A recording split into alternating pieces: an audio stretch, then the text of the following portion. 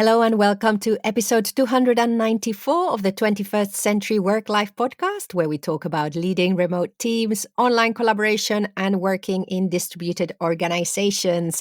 And this podcast is brought to you by Virtual Not Distant, and you can check out everything we do helping managers of remote teams over at virtualnotdistant.com. Hello, listeners. I am delighted to be with you. My name is Pilar Orti. I'm the director of Virtual Not Distant. And for another, it's a kind of what's going on, rethinking thinking remote episode. But the important thing is that at the other end of the line with me is Maya Middlemiss. Hello, Maya. Hello, Pilar. Hello, everybody. Good to be with you again. How are you feeling today, Maya?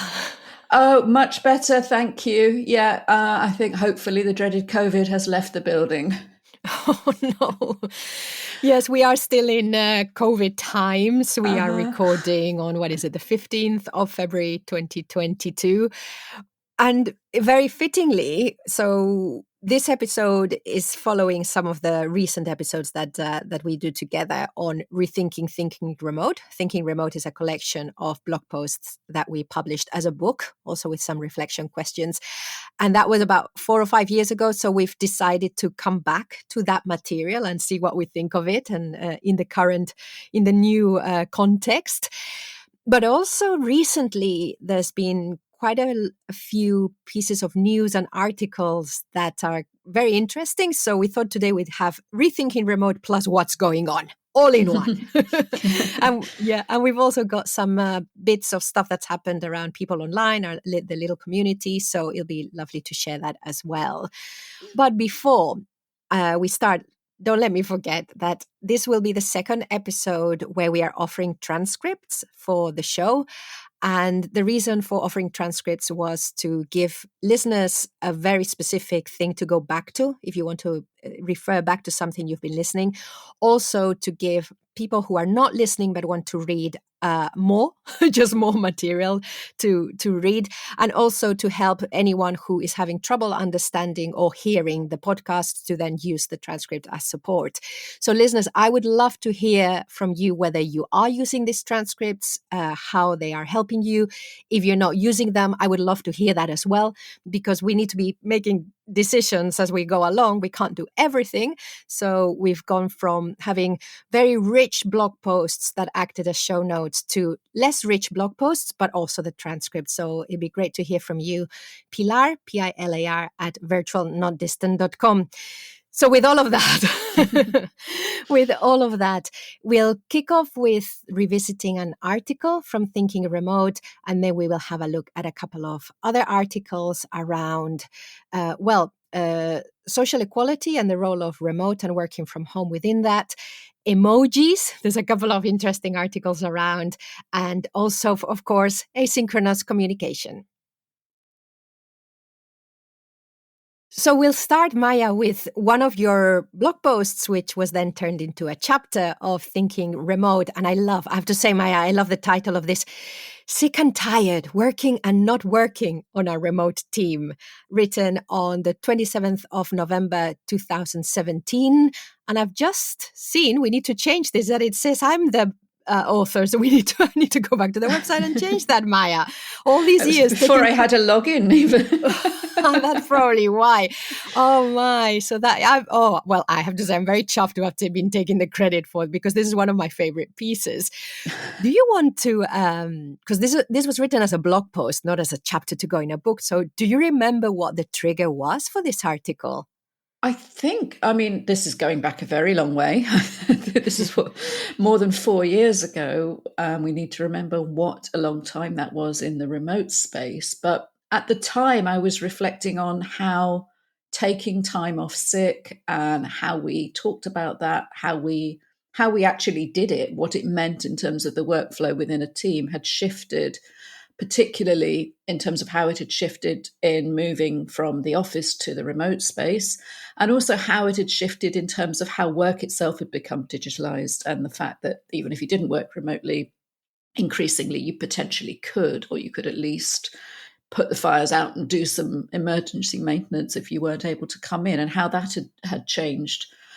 Really, the start of the article reflected on and how it was when you went off sick 20 years ago, and it was a case of, right, I'm not coming in, somebody else has to deal with everything because work is at work and I'm at home and I can't put any fires out. So I think, whatever knowledge work you do now, wherever you're used to doing it or whatever you consider the normal place to do it, there's probably some expectation that you'll fix some things, unless you're in a coma or something. Your manager will probably expect you to stick your out of office on, or divert a couple of calls or cancel some meetings or something. So I think it has changed, and the direction of change has only continued since this article was written in 2017. Great. Sorry, I thought you were going to continue. No, yes, and and I think that the very real you talked about in the article, how for me, I see it in two ways. One is the individual who is ill, and you're ill, and if your job is busy and you feel very connected to the team, you might even feel guilty that you're ill and can't help. And also, of course, there's different degrees of ill.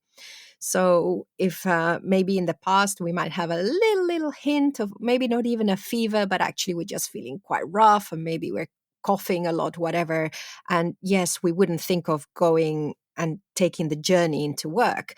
But now, because we're home, or maybe we can there's bits and pieces we can do.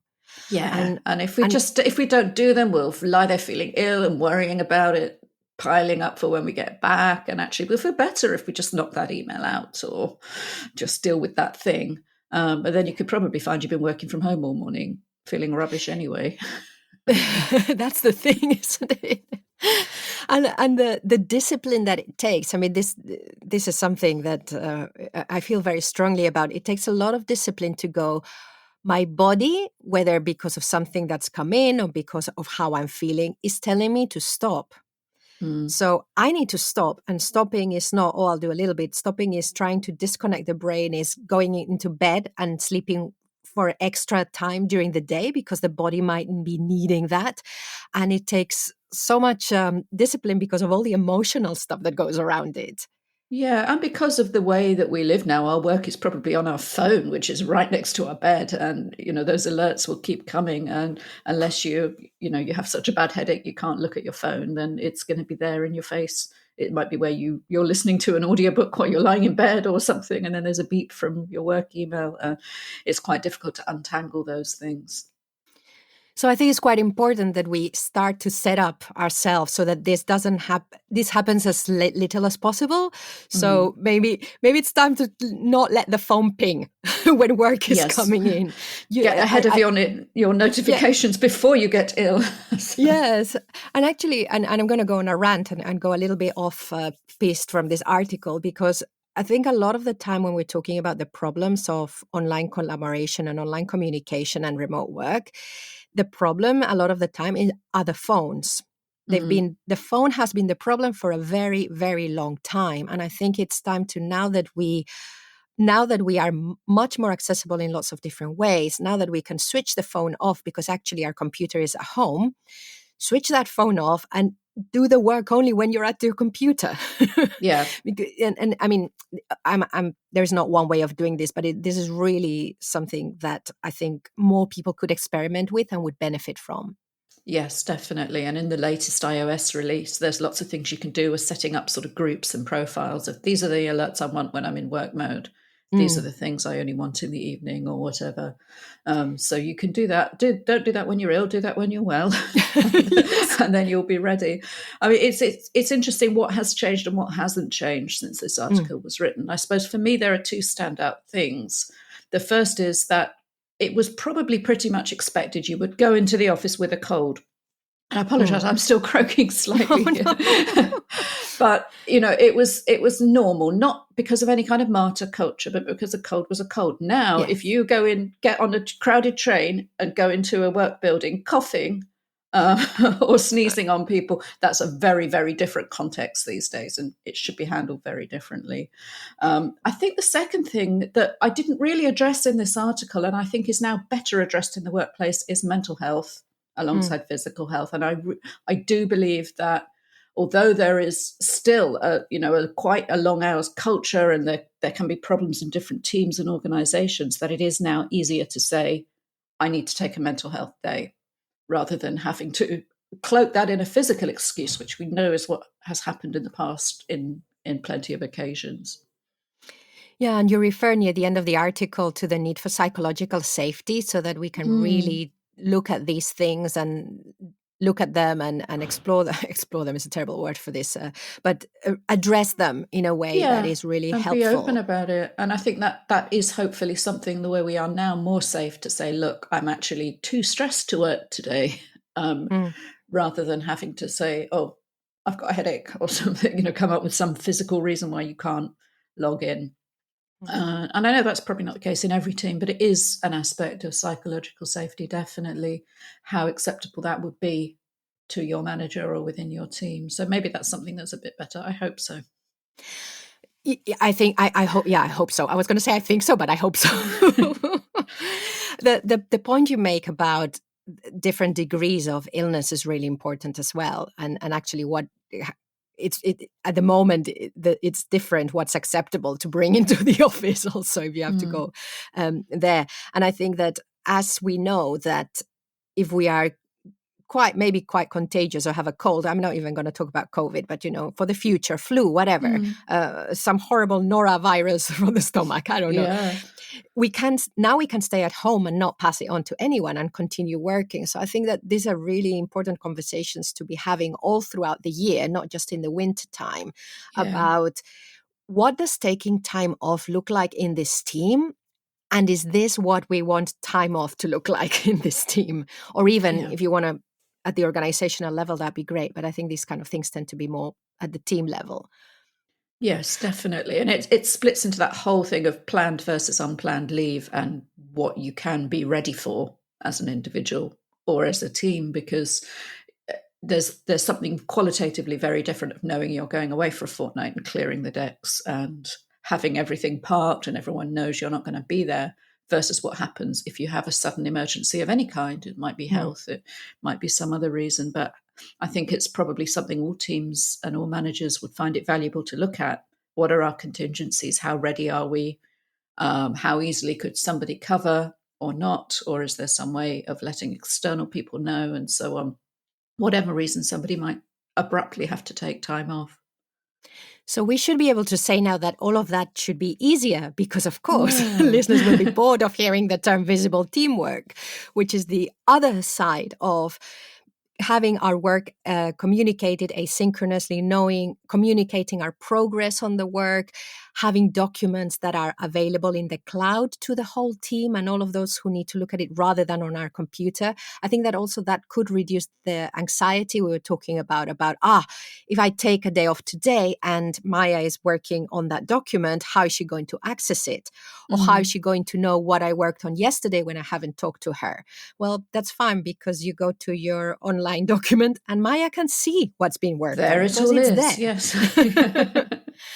And I think maybe this is another point of advocacy for asynchronous communication. I'm just going to jump ahead into further in the podcast, but there was a whole conversation around asynchronous communication on Twitter and how we help people adopt it. And this is a big question anyway in the remote advocacy world. And this is one of those areas. This is if for not even big things that happen to everyone on the team and the fact that we can then go and work from anywhere, but on an individual level, if somebody has to take time off work, we are making that person's life easier because there's no guilt, everything is there.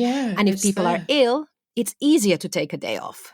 Definitely. And it's easier for the whole team that they can see exactly how things were left. They can slot in, they can see what needs to be picked up, what can be deferred until that key person is back and so on. So it is, yes, if you work in a team with excellent asynchronous collaboration practices, all of this is going to be so much easier. And then I'm going to mention the big elephant in the online, a big elephant in the current workplace, actually.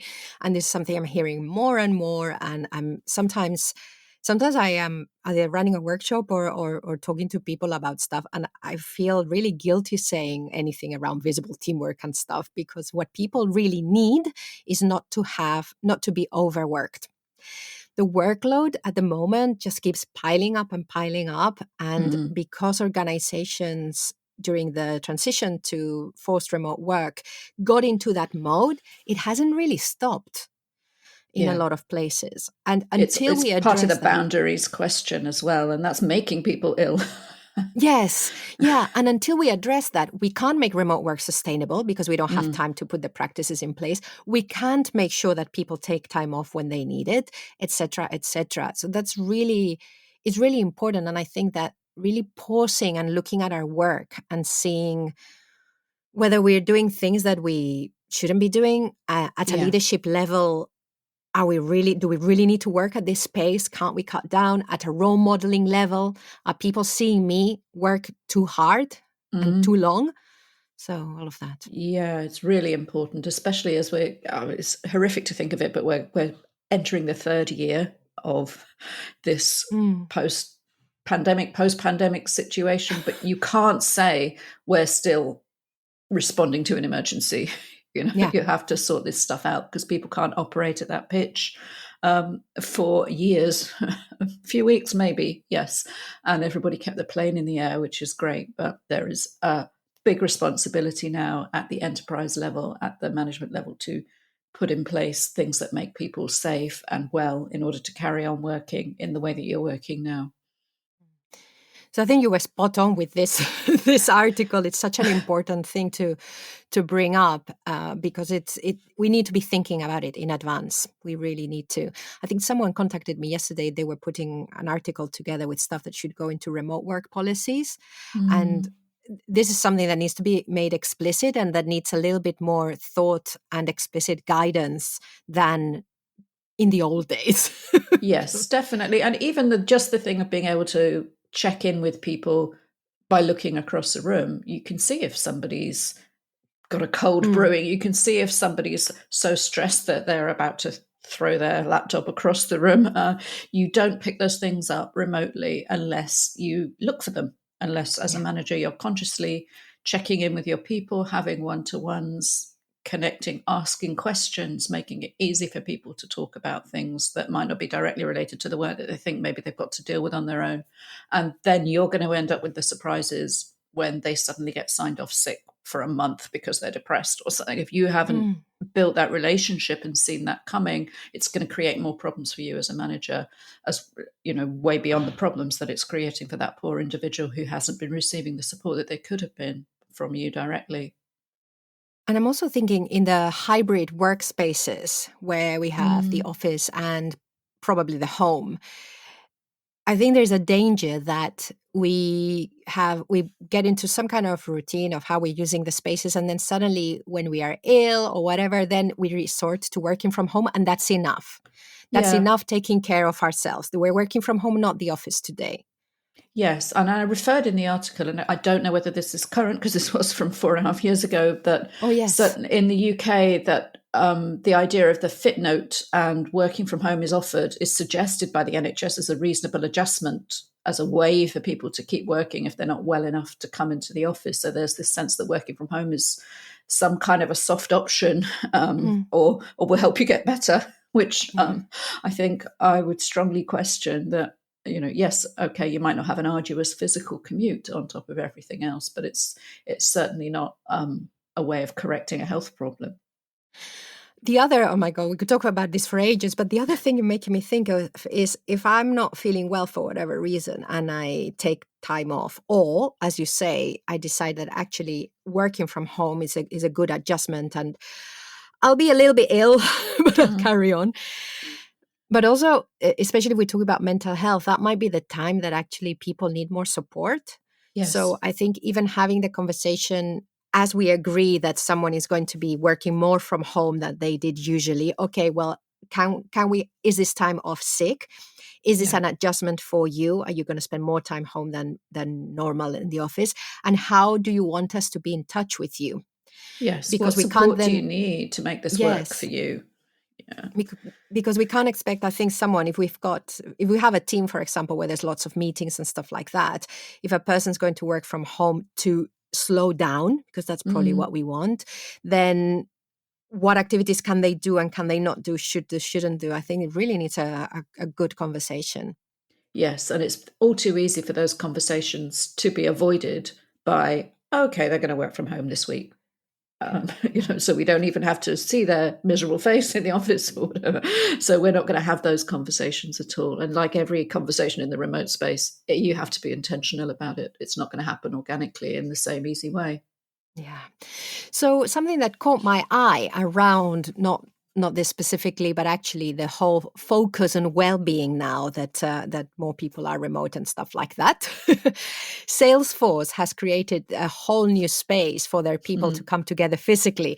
And I have to say that at first I was quite excited because I saw it was like an online space that anyone could access, but no, they've gotten the other way and created these amazingly very nature-driven, holistically, the typical spaces you would associate with creativity, very well, I would say very offline, but when I watched the video, there were lots of people on their laptops, and I was thinking, why on your laptop? The whole piece says that they're trying to get people away from their computers. But anyway, it's very difficult to work without a laptop when you're a knowledge worker. But I thought it was. I mean, for me, it said, we're going to give you this space for this specific purpose. And I really like that. I like the way that they've acknowledged that people coming together and asking people to come to a physical space has to have some sort of purpose and benefit. And I think they did that quite well. I think it's lovely. I mean, I think it's part of this conversation of what is the co-located space for now? What do we use it for? How do we potentially repurpose it? Like Dropbox moving from offices to sort of collaboration studios. And this is like another step beyond. So we're going to put you all on a ranch in the middle of wherever it is. And yes.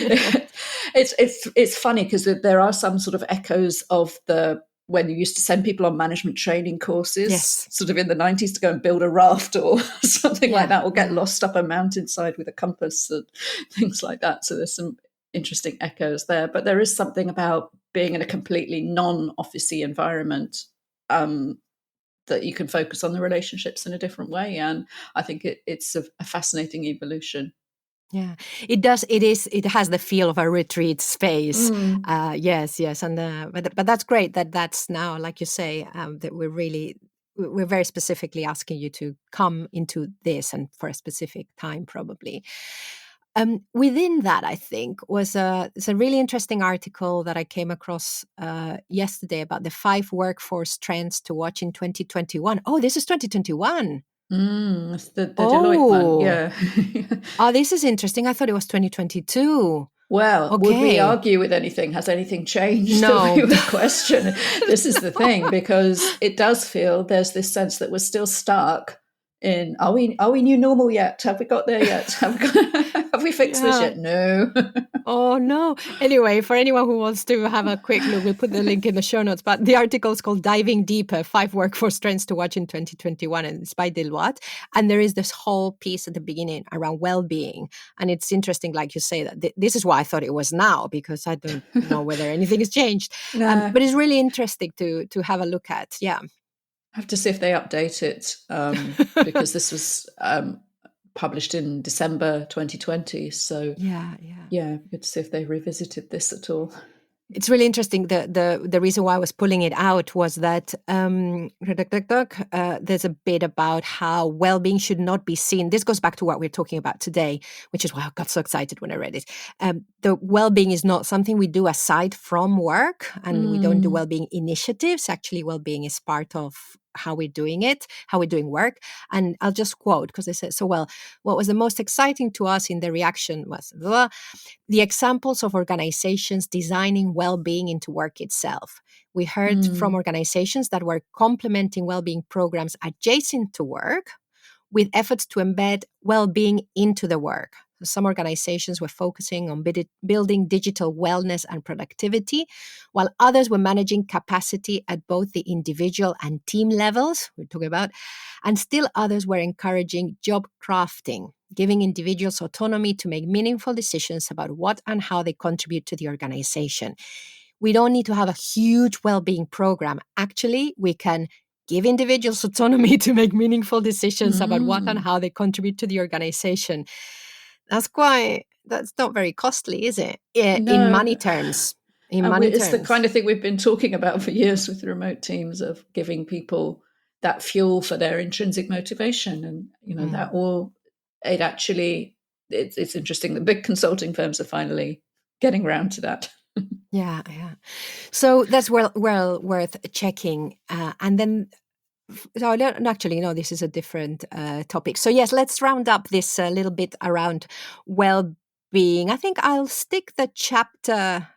The book chapter right at the end of this episode. It's going to make a huge file, but we'll release it. But you'll be able to listen to the audio version of this wonderful blog post that was written in 2017 by Maya Middlemiss, not Pilar Ortiz, sick and tired, working and not working on a remote team. Anything else you want to add before we move on to the next item? Well, on the what's going on list. No, that's great. I think it's important to revisit these topics and see how much has changed and how much really has not. Excellent. So let's go into a piece of news, which I only came across it yesterday on Twitter, but it really it speaks to this whole sense that while we're advocating for more location independence of work for knowledge workers, we cannot forget that even within organizations and definitely within society, there are a lot of people who cannot choose where they work from for different reasons. Sometimes they can't do their job wherever they want to because you can't.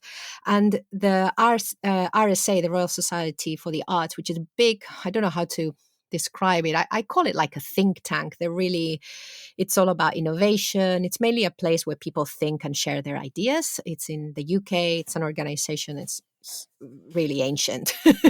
Anyway, what they do, they do look at stuff in great depth, and they came out with a report only yesterday around. It's mainly, it's called Social Security, the Risks from Automation and Economic Insecurity for England's Social Renters. Now, in the UK, like in other countries, there's social housing. So this is it's subsidized housing for people who don't have huge salaries and who can't afford to pay market rates. And so this is a study all about people who live in social housing. And it touches loads of stuff, but there's one thing that I wanted to bring to the attention of listeners, whether you are remote advocates or not, or advocating for more remote work. When employed, I'm quoting, people in social housing are less likely to benefit from good work practices that support their economic and personal security. Only 38% of social renters are in work, which offers them an annual incremental pay increase, and 3/4 never worked from home, even in the height of the pandemic. And the reason why I wanted to bring this in is that when we are looking at why we're doing hybrid, why we're doing remote, what we're doing, what we really want to aim for is flexibility and a sense of autonomy. And so many times when I'm talking to organizations and they're saying, yeah, but we've got all these other people who can't work from home. Okay, well, then you need to see where you can give them the autonomy and flexibility, so you don't end up with a two-tiered workforce, even in an organization. Yes, and it's very easy, as knowledge workers to think, oh, well, remote work gives us the choice of where to live. We can just up sticks and go somewhere else. We can choose our environment. We talk a lot about having a separate place to work. If you're in social housing, you're more likely to get penalized and lose your home if you have a bedroom that's not a bedroom. People literally getting moved on from homes, say, as an empty nester where their children have left. You can't say, well, that's my office. Whereas if you don't own your home, if you are vulnerable to social housing policy changes, and if that's your workplace as well, there's so much more tied up with it. And everything about renting makes it less secure, and we shouldn't neglect the impact of that. Even I spent a long time privately renting in Spain and in the UK, and often it was really difficult to explain that you were going to work from home, that sometimes there were clauses in leases and things saying that you couldn't. It was your home that you're paying the rent for, but you might have to get a contract change that said you couldn't carry out a business activity on those premises without breaching your lease and therefore making you vulnerable to getting kicked out of the place that you lived and worked. So I think it's a really important reminder that a lot of the people who couldn't work from home, not only were they the key workers that we all depended on during the pandemic, but that things haven't changed for them long term. And I'm going to touch on this. Just there is you mentioned leases, mortgages as well. I think it's really worth everyone who started working from home going back to any paperwork that affects their homes. Yes, your home insurance, does it cover that nice laptop? Yes. There are so many things that have not updated in line with and to be honest, they hadn't beforehand anyway. I remember speaking to landlords about, well, you're going to work from home. Well, are you going to be having lots of people coming here? Are you going to be making noise? Are you going to have strange chemical? I don't know what they thought. No, it's just me and my laptop. It's fine. You wouldn't even know if I hadn't disclosed it at this point. But the idea of working from home, I think, is a lot tied up with sort of pre-industrial ideas of piecework and manufacturing, and so things need to move on. The law is always last. Yes, that's true. So that's that reminder. And then there's the other reminder, of course, that however much we want to advocate for people to be able to work from home or even work from anywhere, there are people who will always need a space to go to do their work. And whether this is the knowledge worker that doesn't have the space at home, which maybe you want them to explore co-working spaces if you are reducing your office space, for example. Remember that. What are the other options? Yes, and at the end of the day, also, somebody will always have to clean and be the reception in that co-working space, and they will need somewhere affordable to live that's accessible to it. Yeah. So just again, I only came across it yesterday. I haven't had a look, but it is just something we must not forget as we are. I was going to say fighting, but I won't. As we are advocating for making remote work more sustainable, as we're advocating for not to lose a lot of what was discovered during the pandemic that can be useful in the future, there is also this other sector of society that we cannot forget about, and even within our own organizations.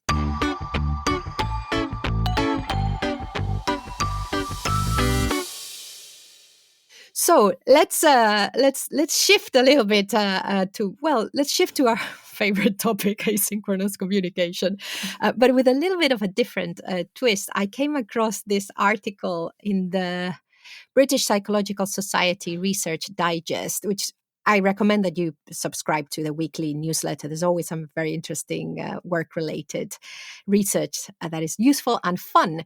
And this one was published on the 4th of February, 2022, and it's called "Do Emojis Represent the Whole Gamut of Human Emotion?" Such a word, gamut. And basically, I think the answer is more or less yes, isn't it? But it was an interesting piece. Let me just recap a little bit for listeners. So what they looked at was 74 different emojis, and the emojis they looked at are the round ones with a face on them. So they didn't really look at any of the other ones. So the faces, the faces basically. And they looked at 74 of them, and they looked at the how much valence and arousal they communicated. So I'll explain what that means. So we can see our emotional experiences, I'm quoting, as falling along continuous scales of both valence, so how positive or negative an emotion is, and arousal, so how we get in those different scales. So for example, sadness has a negative valence, but is fairly low in arousal. Anger is also negatively valenced, but high in arousal. And excitement is positive and high in arousal. So that's what they were looking. And they were looking at, when we come across these emojis, how much do they affect us in these two dimensions? And I found it fascinating. What did you think, Maya? I love this graph where they've actually plotted them on those two factors. I mean, I love the fact that somebody got research funding for this. What a fun thing to look at.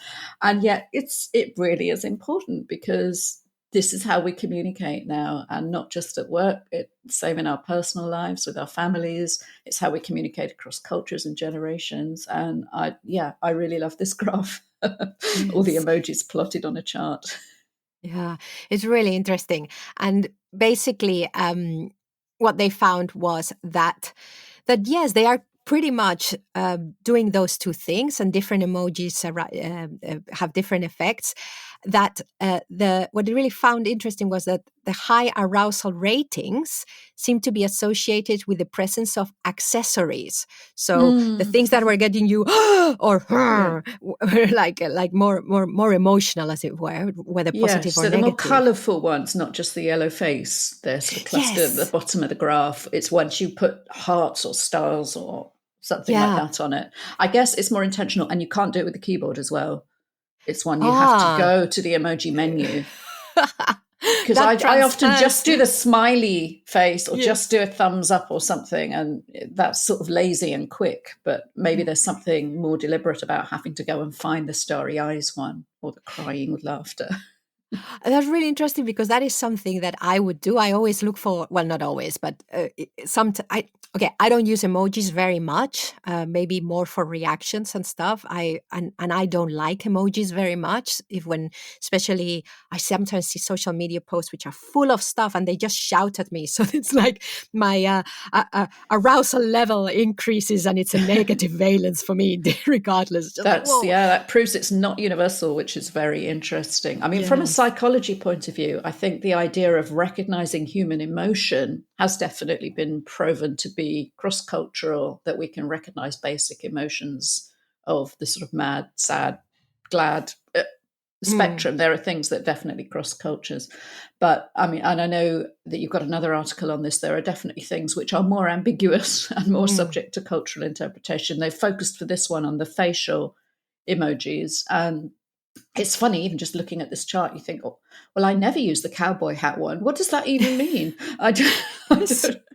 That wouldn't convey anything to me if somebody had responded. Apparently, it's slightly positive and fairly low arousal. Well, whatever. It wouldn't tell me anything. Whereas they've got the cool glasses one next to it. So that's what I would use for cool. Okay, yeah, I'm with that, but I can't be bothered to say anything more about it. I'll try and use that one, because apparently if I use the thumbs up, okay, according to my kids, that's really sort of boomerish and old-fashioned. You shouldn't do that. So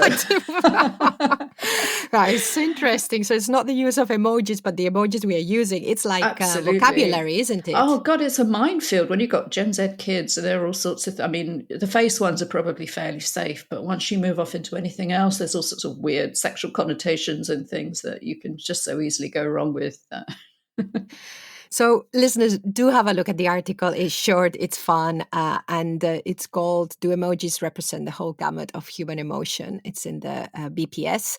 We'll stick the link in the show notes. Now, something to remember, and I'm sure hopefully all of you evidence-based people are asking, who took part in this study? We want to know. So it was 1,000 Japanese participants aged 20 to 39. I was actually really glad that for once I was coming across a study in English so I could read it, which was not about the UK or the US. And it was very interesting. And I think that the 20 to 39 in this case seems like it might be more important than location.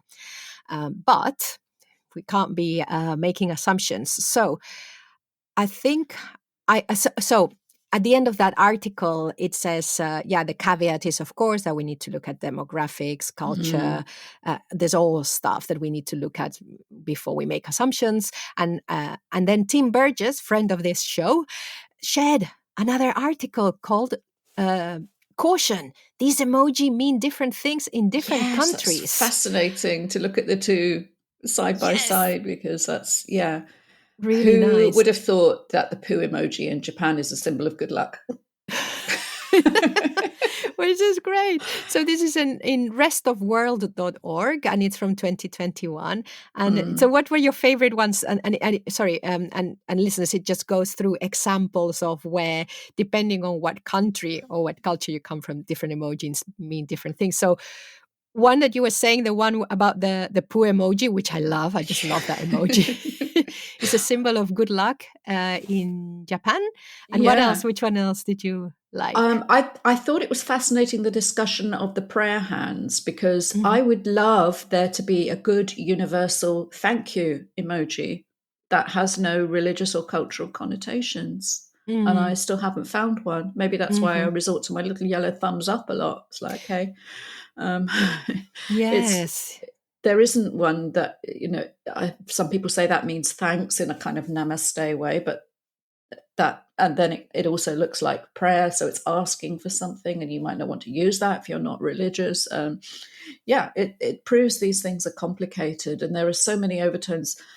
For example, if your keyboard suggests an emoji in exchange for a word, that can be very culturally specific as well. Like congratulations, it might offer you a champagne bottle, which is appropriate to cultures where alcohol is a manifestation of how you celebrate things, but that's not universal.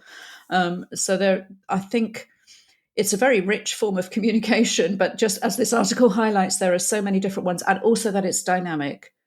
Things change over time. And things take on different connections, say with political movements or subcultures.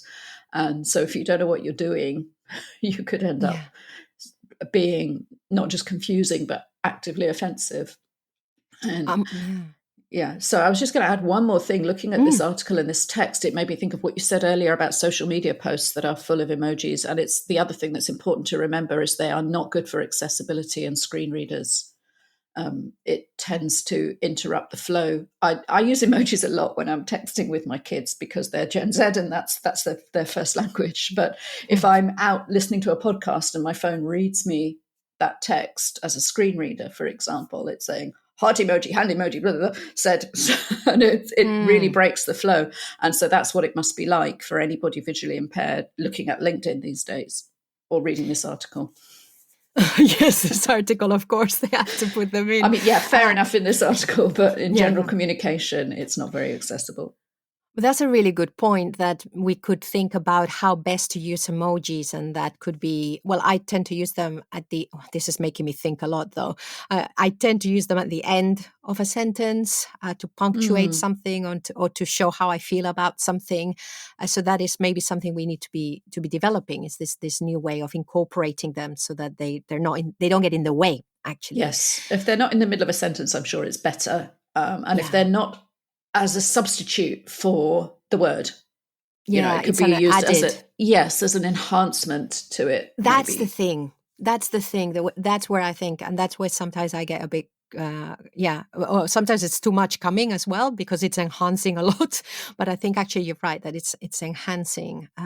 One other thing that this article is the assumptions we make. So for example, the first example they give is the second example is what you were saying, the pray. So it's the two hands that are touching each other. They say that is commonly interpreted as high five in many Western countries. But in India, it's seen for what it's actually meant to be, prayer hands. And in Indonesia, it's a sign of gratitude. I'd never seen those. I never associated those with the high five. I always associated them as pray. Isn't that funny? No, I've never come across the high five thing at all. I've only ever seen that used as gratitude, which it says is just in Indonesia, but I think that's more pervasive now. Yeah, that's very interesting. Great. So that is, again, if we are starting to adopt asynchronous communication, for many people, emojis are really important because they see it as a way of humanizing the conversation, of not losing the emotion, and just being more human. So I think there's all these things that we need to look into. So, asynchronous communication, again, really important. And I just posted on Twitter because the other day I was working with Simon Wilson on a Google Doc and I went in and I saw him there in the Google Doc. It's my favorite moment. Followed by what often happens to me is that I send a chat message in the Google Doc and no one replies. I don't know if this has happened to you, Maya, but very I don't often really chat in Google Docs. If I see one, I reply to it though. Yes, I think many people don't see it because I've never been the first recipient of one. I don't know where it is, but it's always so horrible because I would go, "Oh, hello," and then I get nothing, and then the other person has left. It's like, oh. Well, that's asynchronicity, I guess. But I don't tend to think of Docs as a place to chat. But you can often see conversations unfolding in the comment thread. where Yeah, but it's somebody's replied to this and to this and to this. And yeah. for me, it's but that I like the chat because it means it's there, and I just say hello and that's it. I don't need to record it. It's Yeah. not. It is really real time for me. The chat. The Mm. other stuff is async, which you want it recorded. You can take more time around it. But no one ever replies. But I tweeted about this just to say, what any examples of sync and async and serendipitous. And funnily enough, it just developed into some interesting stuff. So somebody asked about how to help people adopt asynchronous communication, mainly in the field of facilitation. So asynchronous facilitation, as in someone who is helping a group or a team through a process towards something. And this came from Marjolein de Graaf. And on Twitter, she's at Marjolein de G. And she says, "Hi, I wonder what your perspective is on asynchronous facilitation. My challenge is to engage multiple stakeholders in crafting solutions for their common problem. How do you activate them to keep interacting and collaborating on the Miro board?" Which is Mm. really, because for me, the first thing I thought is, well, people just are going to say they don't have time. And Mm. they're going to wait till the meeting to do the work. Yes. Yeah, it depends how you what sort of asynchronous culture you have in the first place, to an extent that how much you value that asynchronous collaboration. Do people come to the meetings and then interact, or is there a culture where people do the prep and show up ready, having actually put the time in asynchronously? And it's shifting at that level probably to get the collaboration on the board. And once people are collaborating asynchronously on the board, then that will encourage more of it. It will become a bit self-sustaining because they'll see changes since they were last in there, and they'll respond to this and respond to that. But getting the party started is the challenge. And also, where is the party happening? If it's Mm. happening in a room where you've never been to and which is at the other end of the building, Yeah, it's going then to it's a take bit there's a awkward. lot more Yeah. friction than Yes. if you are already in a kind of document that you are used to using every day, that you're going to go into there at some point during the day anyway. I think these are all things that, especially for those of us who've been in the medium for long, we forget that the barriers don't need to be, well, sometimes we don't see the barriers, but Mm. actually, just to give this very specific example, if the people making up that team are not used to working on a Miro board, this is a Yeah. huge step to then Yes. go. So you might need some very specific induction and orientation and showing it off. This is what's fun about it. This is what you could do. Look, have a go. Everybody have a go. And that needs to be synchronous, probably. You need a bit of a screen share, kind of an activity to lead people into it. And to be honest, I would stay away from those boards, to be honest, with people who've never used them, Yeah. because for me, they're a nightmare. They're huge. You can do all sorts of things. You just need to click in the wrong place and it goes all over the place. Yes. Gary Austin also in reply to this was suggesting, for example, Google Jamboard, which is just Right. a board with Post-its. That's it. Yeah. Yes. It's the right tool for the job. And Miro is so powerful. And I've seen Yes. some incredible. In fact, I was working with a client recently who was using it to plan a whole product launch, and including a website, some white papers. And the bits I was working on was one tiny specific bit of it. But this canvas was just everywhere. And the potential for bringing a freelancer in to look at one style guide, that I could have ruined it. The potential to do damage or mess things up, and the difficulty of finding things unless you're very visual and you've got that overview of it. So yeah, Miro is a very powerful tool. There might be a simpler solution.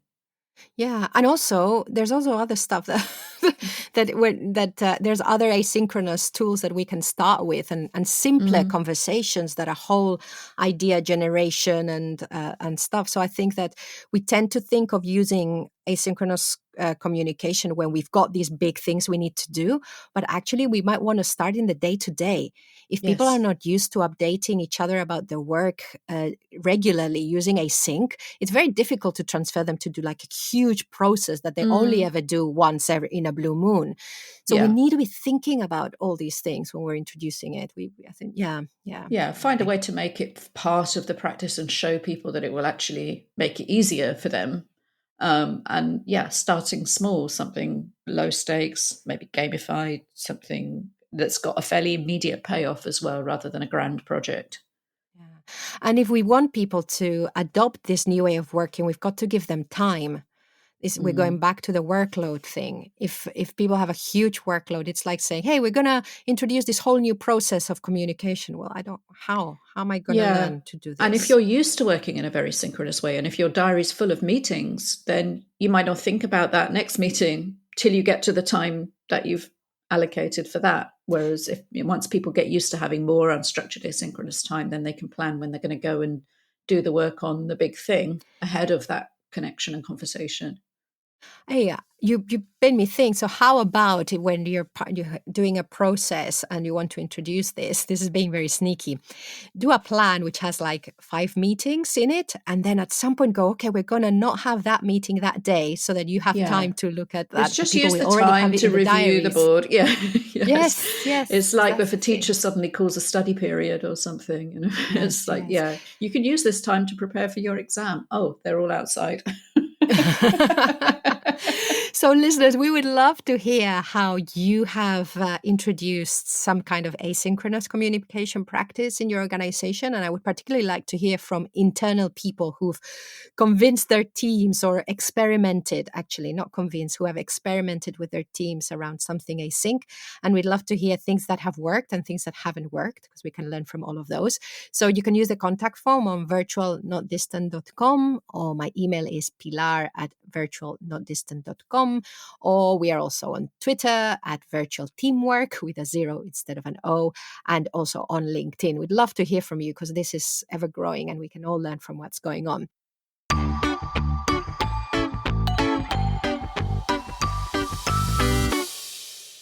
I wanted to let listeners know that I'm going to be speaking at a conference in Lisbon, in Portugal, on the 19th and 20th of May 2022. I'll only be speaking for a very short slot on one day, not for both days. And it's called Social Now. And the website is socialnow.org. And we do have an episode coming with Anna Neves, who is a listener of this show, and also who runs the conference, because it's really interesting format. And I think anyone who likes to go to things that have a different feel will enjoy it. And it's about high-performing teams, so relevant to everyone. But we'll have more on that. And then also, Penny Pullen, who was on the show some time ago, she has released the second edition of Virtual Leadership, which she has adapted for remote and hybrid. And you can have I think it's a 20% discount if you order the paperback through Kogan Page, which is the publishers. And the code is FBM20. I don't know what it stands for, but FBM20. And yes, again, we'll have a little bit of her talking about that in a while. And also, sorry, Maya, I've got lots of Elise Keith this is great. from Elise Keith from Lucid Meetings has a new live training program for team leaders through Meeting School. So if you're bored of async and want to have some good meetings, this is what you want. And it's designed to help them quickly outline a plan for overhauling their meetings. So we'll put our own affiliate link in the show notes. So if you want to check that out, if you go through us, we will get a little bit of a cut from your cost. And then finally, I just wanted to say, I'm starting. So I've made time to do some more drawings, and I am enjoying drawing a lot. And we've actually got a little shop for Virtual Not Distant, but we need to have some new designs and new products. So I asked on LinkedIn what people would like to see illustrated as a way of having something they can gift to other remote workers, whether in their team or clients. And Judy said that she'd like something that's a business-like hug. She would like to send that.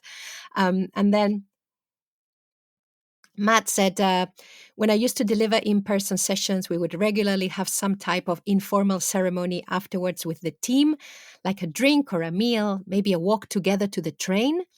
I don't have that anymore. I wonder what illustration could signify a sense of job well done and time to relax, which is getting us back to the beginning of the show today almost. Yeah. And it's interesting that they immediately went to emotions We need a kind of, it's maybe back to the emojis, but we need them manifested in real life. But your drawings are much nicer than emojis.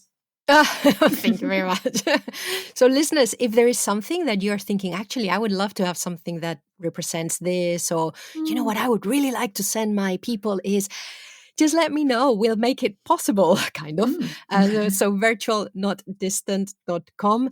Maya, anything you want to say to listeners before we wrap up another mammoth episode? No, I won't take any more time. Just thanks for bearing with me being still slightly croaky. Normal service will be resumed soon.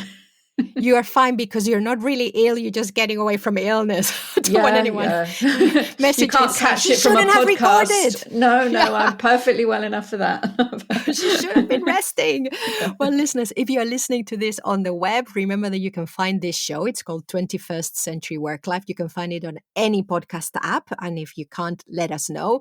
You can sign up to our monthly newsletter, which has reading and listening recommendations, plus a digest of our own content. And you can do that over at virtualnotdistant.com. You can follow us on LinkedIn. We have a page there as Virtual Not Distant. Our Twitter account is Virtual Teamwork with a 0 instead of an O. And my email address, if you like good old-fashioned email, pilar@virtualnotdistant.com. Thank you for listening.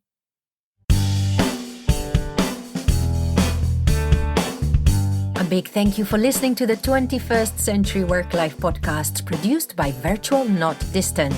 If you have something to add to the conversation, let us know through the contact form over at virtualnotdistant.com. I have been your host, Pilar Orti, and I'm signing off now. Wherever you are, whatever you're doing, enjoy.